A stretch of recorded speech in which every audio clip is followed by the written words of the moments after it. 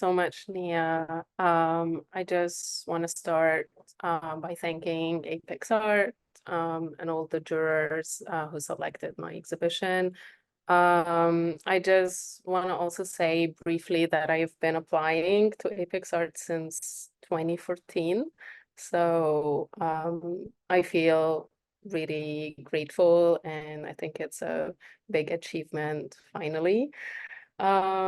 So before I start the tour, I just wanna do a brief land acknowledgement, something that I wrote myself as a way to kind of move from institutional kind of land acknowledgements.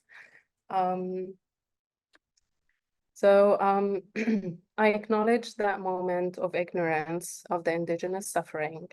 This ignorance, which was imposed by the colonial systems on me as an immigrant to this land, Canada. I remember that moment of awareness mixed with heartache when I first read The Mohawk Interrupts by Audra Simpson. It was shocking indeed to realize that I have become a settler myself. I acknowledge the suffering and pain enforced on the indigenous people and their lands, which continues to this present day. I promise, as an immigrant who once was colonized and now is a settler, to remember the history and indigeneity of this land, to keep learning and stay alert to what colonial systems usually conceal, which is the truth about this land and its people. There are many ways to adapt, ways that differ from the separation that the system enforces on us as immigrants. So we stay disconnected from the land and unaware of the indigenous rights and sovereignty. Thank you. So before I start with the virtual tour, I just want to give a very brief introduction about the location of this exhibition and how also the title of the exhibition, As We Move Away from the Sun, is a very personal experience.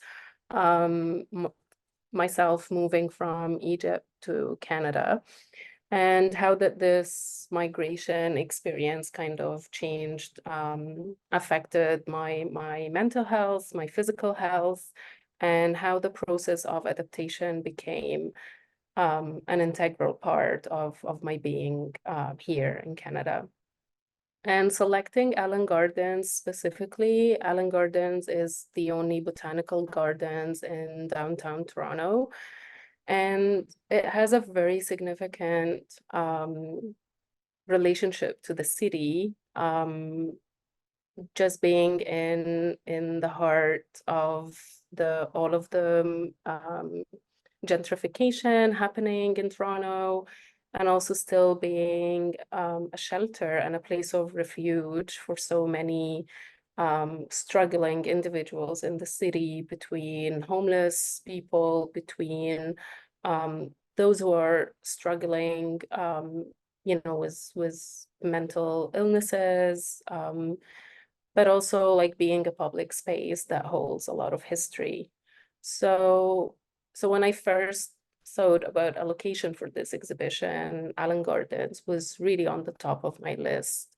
And also it has this kind of relationships through plants and the immigrants who come to visit Allen Gardens, and like I really wanted to embrace that moment where people come from across the world to see a plant and be in a climate that they can relate to and feel that they are at home.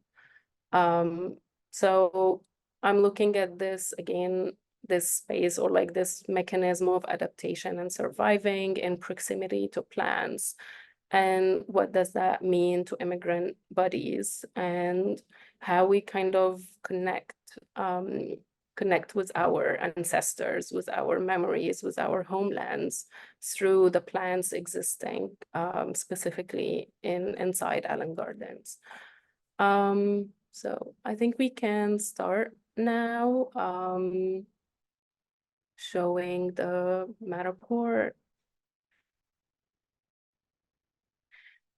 So the exhibition starts with Abbas Akavan's installation titled "You Used to Call It Blue." And in this work, it's really, it makes a big difference to have this work as the start of the exhibition. My intention was to really invite people to look at Island Gardens differently and to open up to the possibilities that and kind of all of like the rest of the exhibition and how it's like engaging um, immigrants and engaging, people from different cultural backgrounds. So this work specifically kind of introduce Island Gardens in a different way or in a new way that people haven't seen before. And I also wanted to kind of visually invite the audience to kind of engage. What is this? Why this corner specifically is looking different? And then, by this kind of entrance, by this kind of engagement, that things can look different under different circumstances. And this work is also very, very much depending on the sun and how the sun is moving from the east to the west. And basically the work changes every minute. And again, like I wanted to start with this very, very strong and direct connection to the sun in this work specifically. Again, to invite people to see things differently and engage with the space from a different perspective. The installation or the dichroic film that you see on the windows is giving that colorful purple and blue reflections. And it's also accompanied by a sound piece. So if we can just play a little bit of the sound piece. A migratory songbird is the largest thrush in North America. They have gray and brownish backs, bold reddish-orange breasts, whitish bellies, yellowish bills, and throats with dark streaks. It sings a string of 10 or so clear whistles with few repeated syllables. The sounds are often described as cheerily, chirrup, chirrup, cheerily, chirrup. They're different colors then. Yeah.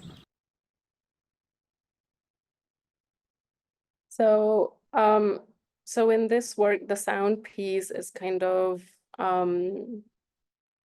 completing or like kind of contributing to what's missing inside a greenhouse, which is the birds chirping and then focusing on certain type of birds and their kind of colonial descriptions and connections to different environments. And through the sound piece, we also hear people who have been colorblind and then had like a color, like a kind of a correction, and then they are seeing true colors for the first time in their lives. So we are also like having this kind of reactions, momentary like reactions about seeing things in a different way for the first time. And from this, I really, again, like it's me just thinking how to make the space very inviting, very engaging, and to look also beyond the fact that we are just inside a botanical gardens, that we only look at plants, but we don't really see much behind that. And then as we walk in the Arid house, which has most of the cacti plants in Island Gardens, The second work is by Patricia Dominguez. There are two publications, artist books, that I was really, really touched by the text and by Patricia's work in general, and how it really reconnects us to our ancestors and to understand the world of plants and how that our bodies have like a really strong connection to plants. So in these two artist books, Patricia really focuses on kind of different experiences that might seem, a bit like magical or mystical, but they're also very much connected to our survival as human beings and plant survival, and how are these two elements are really intertwined. So just connecting with this, looking back at our ancestral lineages and practices and their kind of deep commitment towards the land and towards plants specifically, is really creating that space in the exhibition to give people, or to give the audience, a moment to sit down and understand that, there are, again, like way more connections than the visual ones that we usually, the visual kind of experience that we usually experience towards plants. So it's kind of really pointing to that aspect that we cannot survive on our own on this world. And this is how we survive. This is how we connect with our ancestors. And it's really important because we just carry this lineage of being, of survival, of our traditions and cultures through many different things. It's not only through what we know, but through our bodies, through what we consume, like in terms of food and drinks, and like whatever like nutritions our bodies are kind of using and surviving on. It is very much connected to the land and to our ancestors. And then from this point of like connecting to our ancestors and connecting to the land, I want to move to the next work, which is inside the tropical house. And this work, Garden Trails, is by Asma El Aissa. It's a new work that Asma, it's a site-specific work. So Asma has been working with molds that were picked up from Allen Gardens specifically, and then in proximity to some palm trees, and looking at different plants at Allen Gardens. Asma, who comes from Iraq originally and moved to Calgary in 2001. So Asma is again looking at this kind of connection with the ancestral traditions around plantation and migration and gardening. And I just wanna like I want to also explain a bit about the patterns that are on these ceramic hydrostone ceramic pieces. That these patterns Asma found through research that goes back to the Mesopotamian civilizations and the earliest records of botanical gardens collected between 1114 and 1076 BC. And then Asma really looks at this, you know, like connections between here and there, between Iraq and Canada, and what does it mean to be surviving as an immigrant on a different land, but we hold, as immigrants, we kind of hold all these like genetic like lineages and traditions that are kind of in our imprinted and kind of in our bodies and our genes, but we don't really connect with it that deeply. So I see Asma's practice in general is really focused invitation to go back and focus on these relationships. Being an immigrant does not mean that we left our homeland behind or that we lost that connection. Actually, that connection, again, like it travels through us, sometimes even without us being aware or conscious of it. But through these, you know, like connections and delving deep into these ancestral traditions, Asma really takes us through that journey of what it means to be living always between here and there, or being like displaced or extracted from our roots does not really mean that we lost our connection with our ancestors. I just want to quickly read a quote by Asma. It says, "Displaced plants with shallow roots cared for by unfamiliar hands, uprooted and replanted, growing half-heartedly in fertile soil." And if we can move slowly to the next work, and it was intentional in this space to give people some space as they travel from one artwork or like they move from one artwork to the other, just to give people time to think about the artworks and to engage with each work generously. The next artwork is by Tanya Willard.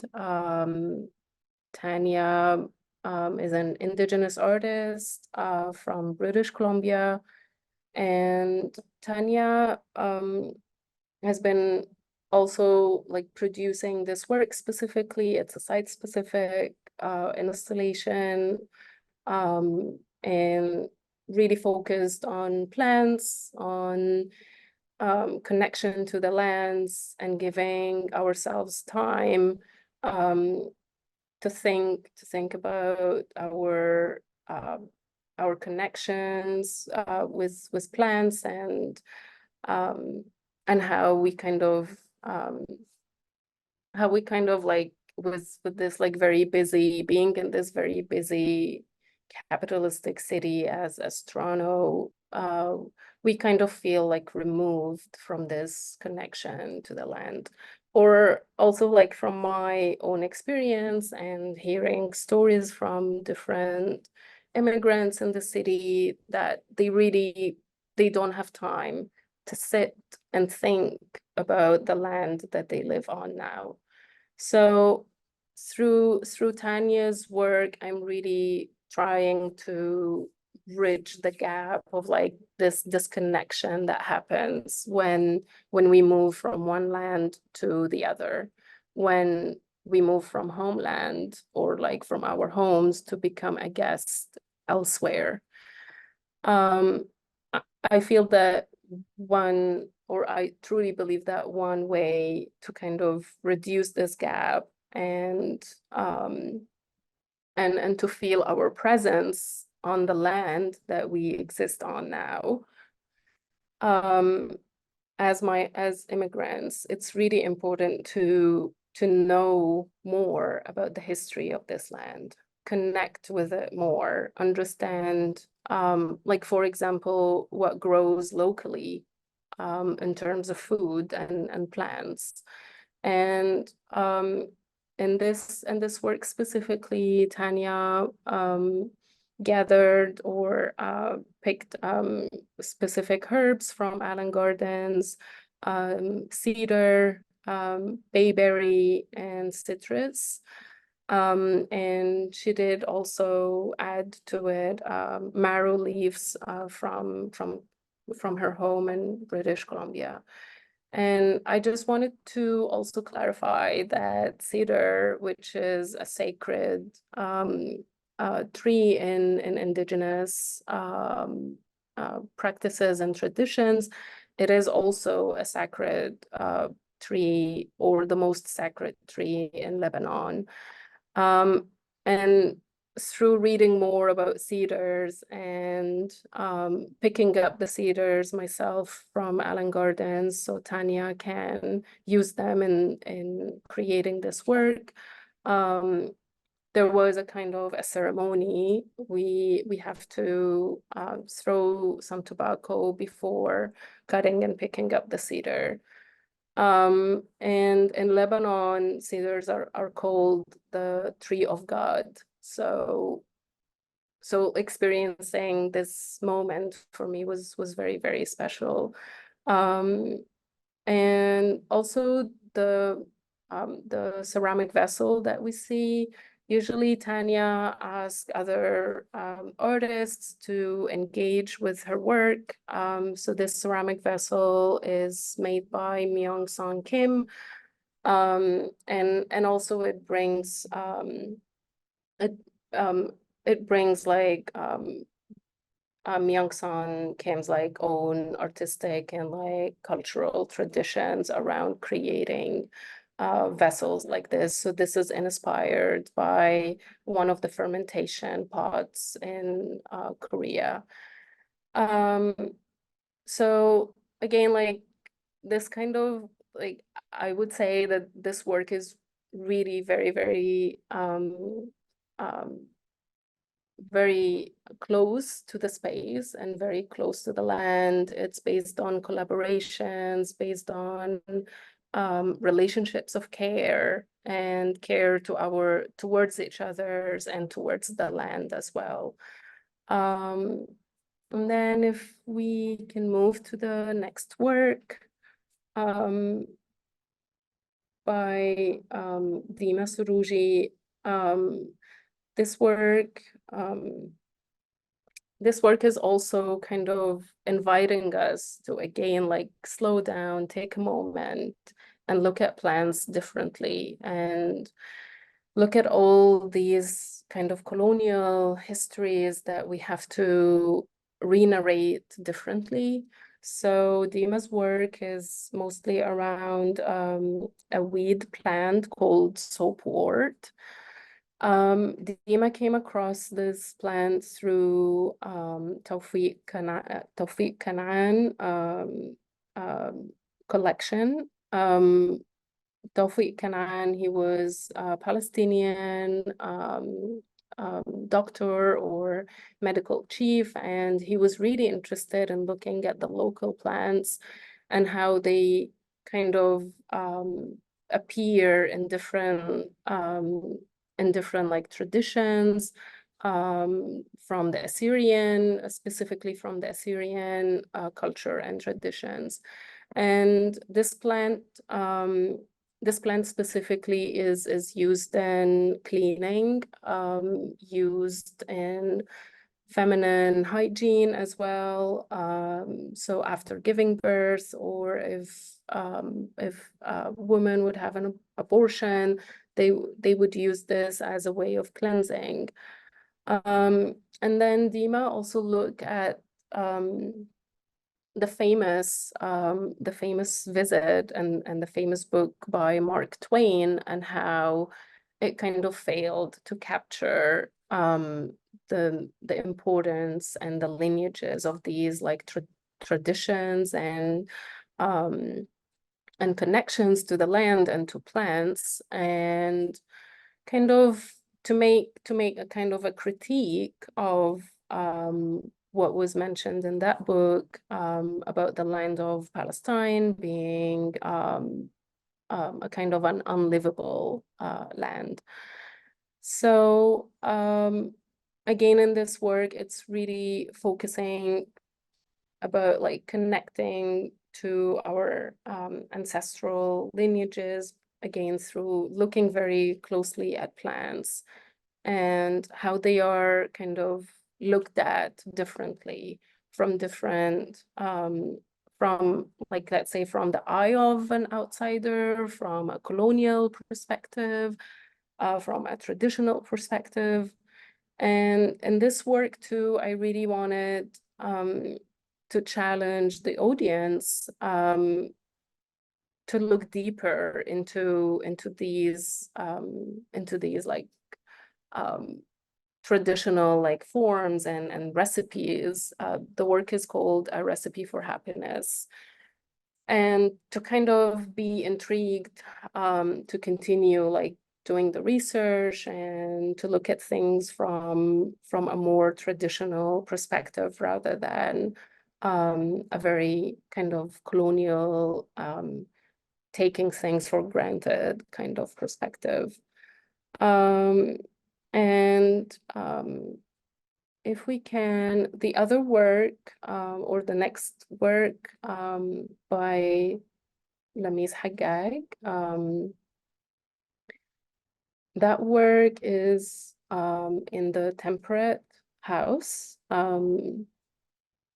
And I just want to like tell a brief story that with Lamis was able to so the first time Lamis found a jasmine tree in Canada was actually at Allen Gardens. And from this kind of moment or this finding, Lamis started a very long kind of research over a number of years, trying to understand what are like the connections between plants that grow in back home for her in Egypt, and what if like they grow somewhere else, and also there are so many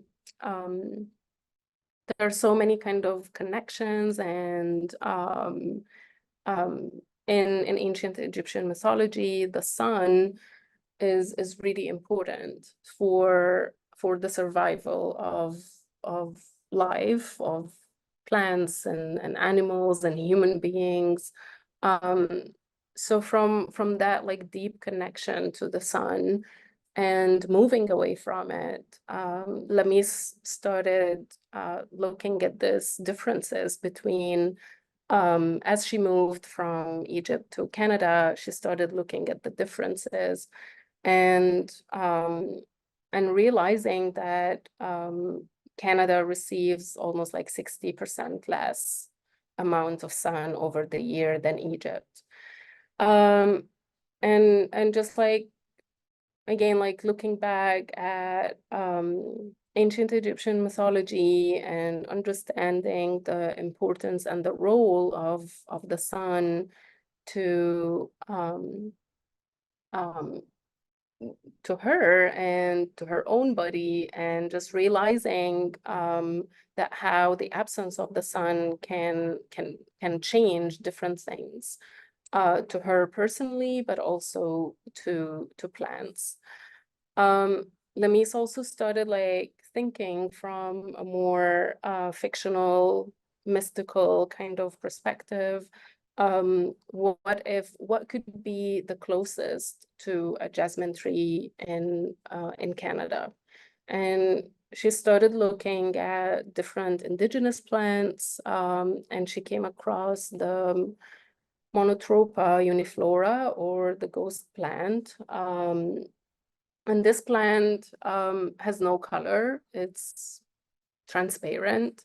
However, it's kind of very sacred, it's very beneficial, it's used in treating eye illnesses. And like researching deeper into the Monotropa uniflora, Lamis also showed that the roots of this plant are kind of, they grow deep and they become really intertwined. And there is like a whole other world like under the soil that the Monotropa uniflora kind of is mastering. And from these like connections between the sun, ancient Egyptian mythology, jasmine trees in Egypt, and how actually the jasmine trees are mostly exported. Egypt has the highest exportation level of jasmine trees, especially to Europe, to manufacture perfumes. And so Lemme started this kind of also trip field like research, and she came across or she was kind of reminded of this old tradition in Egypt that we call adid. Adid is a kind of a ritual in which mainly females, mainly local women mourn the dead. So for example, if someone in the family pass away, they have this kind of ritual that would be a group of women kind of mourning and chanting for the deceased, remembering all of the good things, and mainly focusing on saying or repeating metaphors that are very much connected to plants. So for example, using metaphors like this person was caring and giving as a palm tree, or strong and high and giving shade to his family as a palm tree. I'm just like giving examples of the many like really amazing metaphors that come from Adid.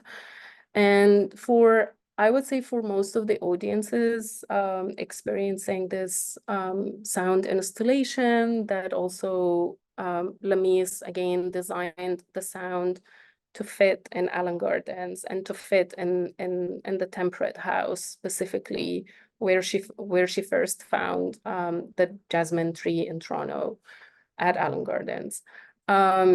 So I just wanted to say that the Adid might be a really overwhelming experience of sadness, but what Lamis wants to bring here to the viewers is the importance of the culture towards mourning and death and sadness, and that how in most like Egyptian traditions, it is we take time to feel sad. We take time to mourn others. We take time to connect with our deceased.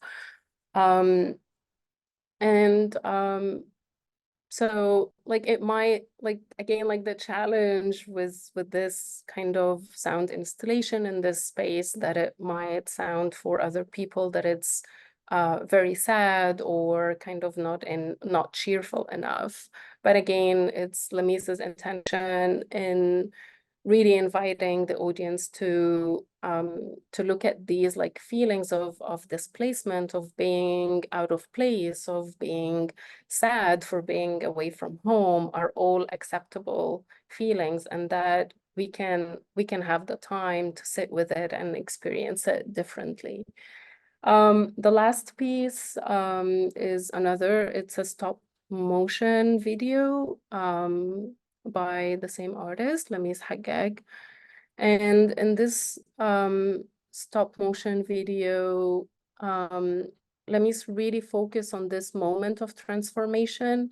So we will see at the very beginning, there is a kind of a jasmine plant that is slowly transforming into Monotropa.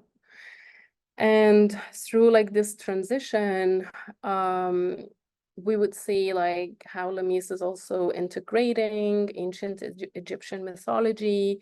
By the end of this stop motion video, there is a snake, which is named Abib or Abib in ancient Egyptian mythology.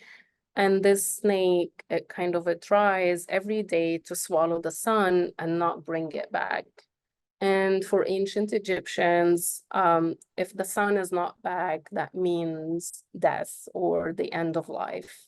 So this is how kind of important the sun is for Lamis personally, but also in this work, we could see that how Lamis integrated this ancient Egyptian myth into, like transforming this jasmine tree into a monotropa, something that is indigenous to this land, to Canada, and through which she find kind of peace and like kind of acceptance in transforming from one place to the other, from one land to the other. So this is how kind of the exhibition concludes, by this kind of like really multi-layered but very simple video by Lamis Haggag, and it really personally, it does like give me a way to kind of connect with the land here in Canada, to understand my being here as a guest, as an immigrant, but also it does not mean at the same time that I have to be removed or disconnected from the land. And through kind of like this closure, I really look at the exhibition as a whole, as a way to kind of stay in proximity to our surroundings, stay grounded in the present, in this reality, in this space, but also understanding that we keep our traditions and our connection with the land through just like being who we are, whether for me personally, whether I am in Egypt or whether I am in Canada, there is a commitment towards taking care of the land, towards taking care of each other, and also working on this exhibition, working with friends of Allen Gardens, working with the City of Toronto, staff who takes care daily towards this amazing world of plants. I think through building like these like multi-layered kind of connections of care and towards the land and towards each other, I feel like I kind of reached the aim of this exhibition, and what is actually the concept like behind this, or like the whole reason behind this, is to find refuge in new places, is to make the connection to the land we live on, and to continue producing these relationships of care, even though the immigration system, for example, might be very discriminatory or really focused on very capitalistic approaches and targets, and like there are so many things to mention here, but just to briefly summarize that it's immigration is a very, very difficult process, but I'm sure that there is a way to overcome this difficulty. And there are so many kind of elements that we forget about when we are just focused on what we lost. So we don't really see where we arrive, and how to take care of ourselves and our surroundings. But again, I hope that this exhibition would contribute and help many migrant bodies in Toronto to settle down, to take care of each other, to find peace and settlement and stability, and to continue all the indigenous traditions that really bring us back at the core of taking care of the land. I think I will stop here, and I'm happy to take questions.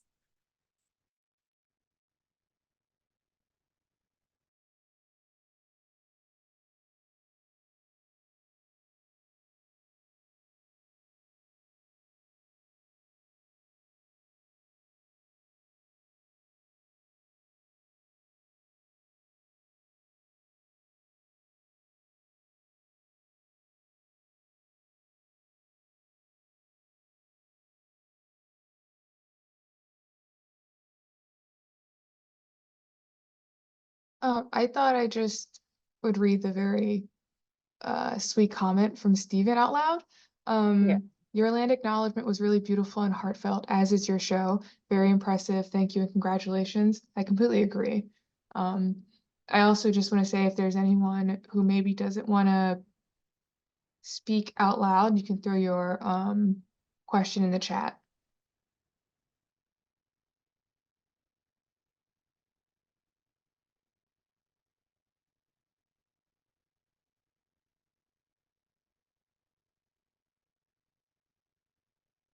And also, I wanted to say, for those who are in Toronto, I'm happy to meet in person, take you on a tour and talk more about the experience, putting this exhibition together. And also, this is like my first time ever to install an exhibition inside botanical gardens, which was a big challenge, I have to say, but I had an amazing team working with me, so yeah. And then, yeah, the question in the chat from Stephen: how does foliage in Canada compare to Egypt? Um,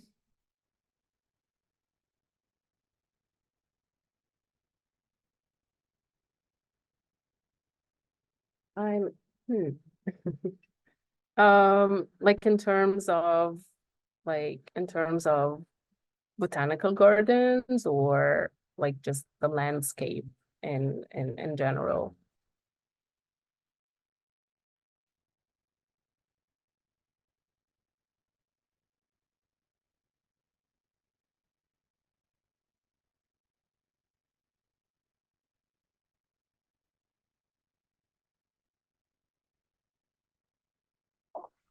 I can join you here. My sense of yeah. Well, I think the most kind of disconnection, or like the most sense of displacement in relation to plants, was really not being able to eat straight from the land. So not to go somewhere and like, and be told, oh, that like your aunt brought these from so and so tree from that friend who has a farm, and or who just like grow this tree and close by their house, or just like the disconnection of not having these relationships to food specifically, but to plants as well. That whatever I consume in Canada as an immigrant is mostly coming from big markets, and we just mostly like consume products from the US or from South America, from Mexico or Cuba or Chile, so and so. But I didn't have that kind of proximity or kind of connection with plants in that way. So I would say the only kind of connection would be through like walking through a park or walking through a forest, trying to, you know, like identify plants, but I don't know that much about plants either, but like I do my best. But it's really about this kind of relational circle of planting and harvesting and consuming. So this kind of cycle gets interrupted. And I think this is where I also kind of lost my connection with the land when I first arrived to Canada. There's an app, get on your phone, it's called Seek, S-E-E-K, and you point it at any plant and it'll tell you what you're looking at. Mushrooms too, so you can eat those. But thank you. Yeah, thank you. How did you land it? Okay, so I can read the question. How you landed on the Allen Gardens as a venue. It works so brilliantly. Did you already have the Allen Gardens in mind when you proposed the show? So first of all, no, I didn't have Allen Gardens when I proposed the show, but Allen Gardens has been a theme in Lamis Haggag's work. And I did work with Lamis a couple of times before. And I had just like so many stories about Allen Gardens, and from friends who are immigrants, you know, from all the gentrification happening in Toronto. But when I submitted, no, I didn't have Allen Gardens on my mind as a venue. But when I received the notification that my exhibition was selected, I kept thinking, it took me a couple of months to, you know, like to make a shift or like to look at this exhibition as something that has to be outside of a gallery, outside of a white cube. And then the first venue that came to my mind was Allen Gardens. And it was my first choice. It was my first, you know, like it was a big dream, but also very ambitious move. And I just did reach out to friends of Allen Gardens. I told them about the exhibition and that I'm looking for a venue. And then things just, you know, like happened. And also like friends of Allen Gardens, they are really engaged in different activities and hosting like different community activities and different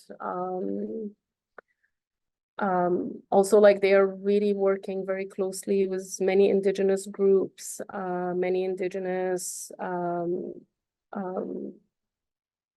you know, like kind of charities that focus on Indigenous ways of plantation and learning a lot from them. So I think it was a mutual kind of interest between my exhibition and between Friends of Allen Gardens.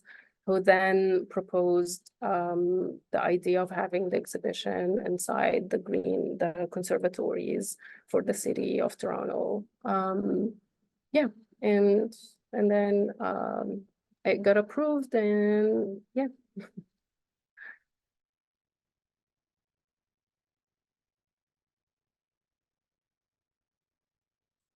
What was okay? What was all right? I love how you thoughtfully incorporated the work within the landscape of the gardens.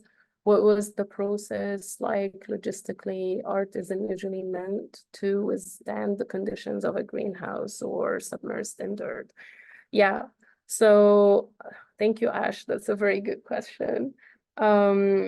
So first I did a couple of meetings with Friends of Allen Gardens and the City of Toronto staff to kind of identify what could be possible in terms of artworks.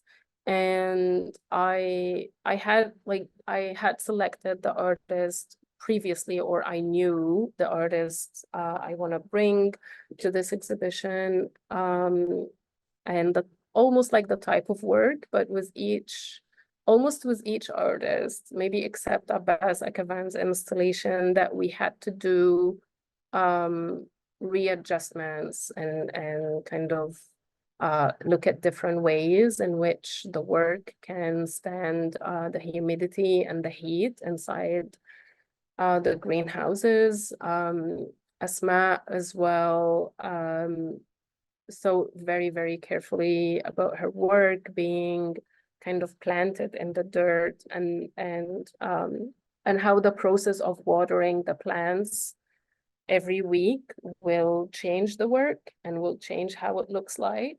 So that was one thing. Also Tanya Willard, the banners that we see hanging from the ceilings, these were also designed specifically for that very specific spot where they are, to kind of be like see-through, but also if you see with the design, it's really designed for that space, so you can still see the plants through the fabrics, through the sheer fabric.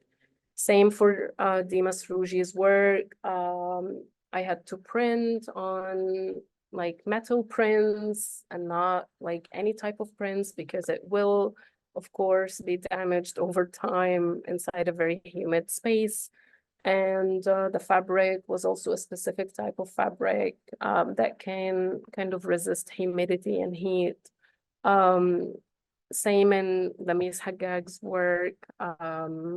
Again, like there were like many adjustments to the work, and she did a lot of adjustment to the sound piece so it can fit that space specifically. So yeah, it was a whole really different experience, and with each work with Patricia Dominguez as well. It's the first time Patricia showed this work in this way. So I think it was really such a learning process, how to think about the durability of the artworks inside these spaces, and thinking with the artists what to do and how to accommodate the limitations that the space kind of imposed on us. Marina, thank you for sharing all the layers and details of this beautiful exhibition. After seeing everything up in the space, did you notice new relationships, themes, ideas emerge that you hadn't thought of when conceiving the exhibition? Thank you, Marina. That's a very good question. And yes, so I noticed that all of the works are seen differently throughout the day, depending on when the sun hits each greenhouse, and also when each greenhouse is being watered, the kind of the environment and the climate changes, and also how I have seen the work, they kind of look different every time. between watering the plants or between the plants kind of surrounding the works and the sun and how it's kind of moving and changing. And also how the people are also kind of using the work. So for example, with Patricia's artist books, people are using them differently. People are also using the plinths where they go inside. They are kind of using that space differently now. So I think these are all like kind of elements that maybe I have thought about, but really in my unconscious mind. But I think they just unfold in a very beautiful way inside the space. Hopefully so far there isn't like any negative kind of like things like coming out from each work. But I think like as I go to see the exhibition again and again, I feel like more ideas and more kind of connections will unfold. Going there and seeing the work every time is a different experience, really, every time. Yeah, thank you so much. I'll keep thinking about that question too, Marina. Thank you.